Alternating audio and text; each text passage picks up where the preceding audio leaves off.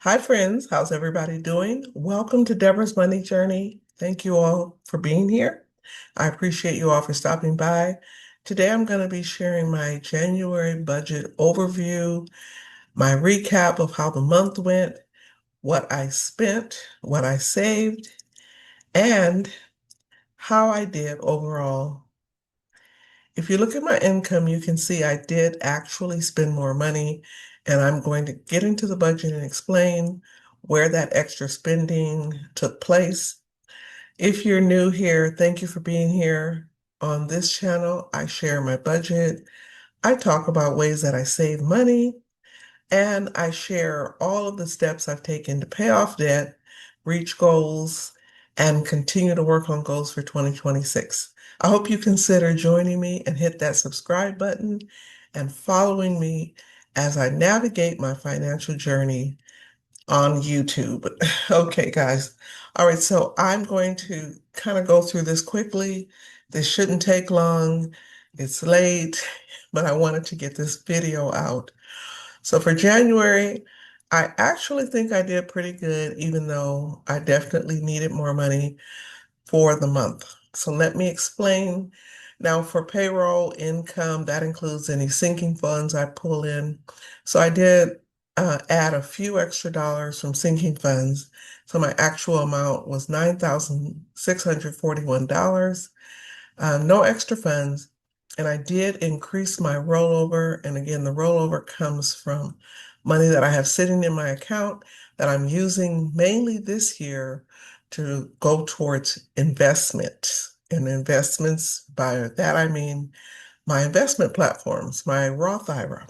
So I'm using extra money in my account to pay towards those different platforms so that I'm paying myself. So my total income is $10,141.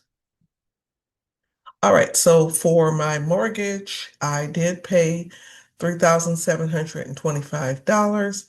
I actually paid about $15 more than my normal payment, and that $15 did go towards the principal. I'm not going to put a whole lot of extra money towards my principal this year, but I will put a few dollars here and there depending on how much extra funds I have for the year. All right, my HOA charges were $355. However, I had to pay a $2.99 service fee, so I ended up paying $357.99. My electric bill was $113.09. My water bill, $55.60. My gas bill, $33.24. I did make a final payment for my last landlord because I did used to rent an apartment.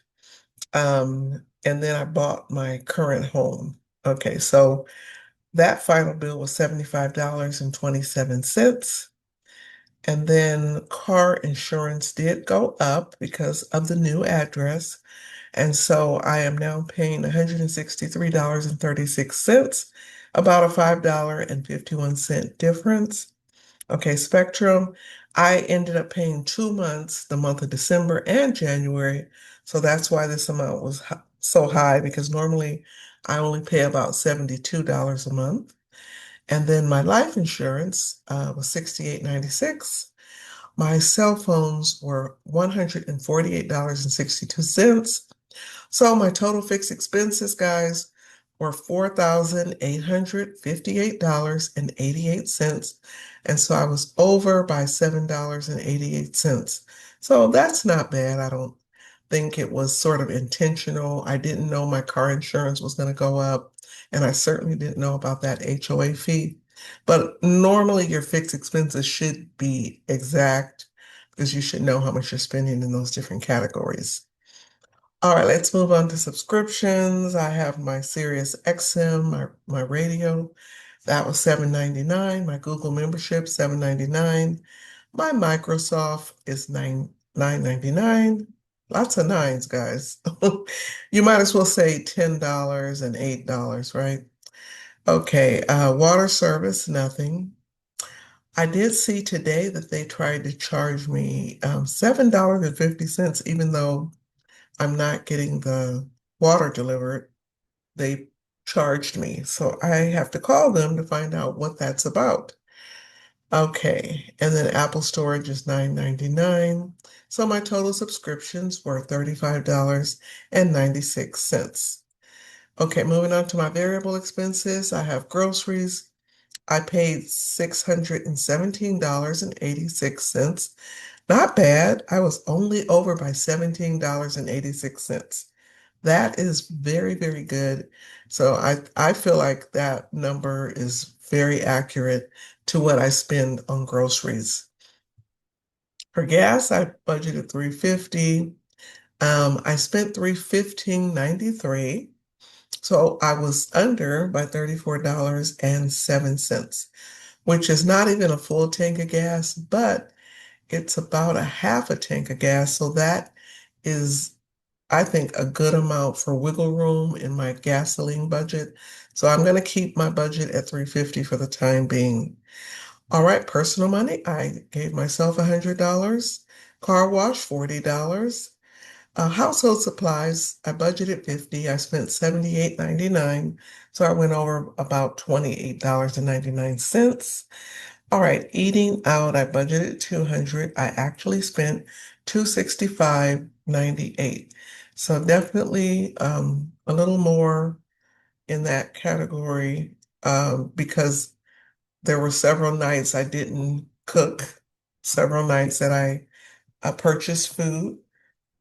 So because of that, that is why I always kind of go over on my eating out budget. And I know that if I do more meal prepping, that will solve that. But it's been a really crazy month. January, every weekend, I had so many things to do.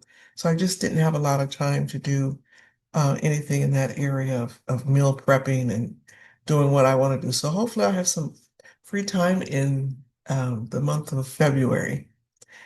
All right. Medical, a budget of 55. I still need to make a doctor's appointment. I haven't done that. And then birthdays, budgeted 200. However, I did actually give out 250. So I did go over about $50. Cruise payment, $200. And then unbudgeted is everything else that I spend money on that is not in a certain category. It could be my hair, my nails. I went to Kohl's, I got a few pieces of jewelry. I went to Target and picked up a couple of household items. So just little knick-knack things that I could get that, again, aren't necessarily included in the budget, but you know that these things do come up. So I ended up spending $288.76. So I was over by 88.76. So my total variable was $2,157.52. So I did go over by $162.52. So, in retrospect, I don't think that is terrible. It's not terrible. So I feel like, it's, yeah, a little more than I wanted to spend. But I think for the most part, I know what area I need to focus on a little more, and that is my eating out, and doing more meal prep will solve that problem. Okay, going on to debt. So for my Discover card, I budgeted 200. Okay, and I paid 200 out. For Sam's Club, I budgeted 200. I paid 400 out. I tend to use this card more than any of the other cards because the cashback rewards are really good. So that's why that one gets grabbed the most. So even though I budgeted 200 and I put 200, a lot of that is because of charges that I put on the card and I'm paying those back. Okay, and then Wells Fargo budgeted 250. That's what I paid. So my debt was more than what I budgeted. I actually sent $850 to debt and I went over by 200. So that is definitely a win when you can put more towards your debt. Okay, let's go to savings and paying myself. Okay, so investments, my investment accounts, I budgeted 100. I actually sent $340 to investments, and that was a $240 difference. And then my Roth, I budgeted 350, I sent 450, and that's a $100 difference. So total investment was $790, and the difference was 340.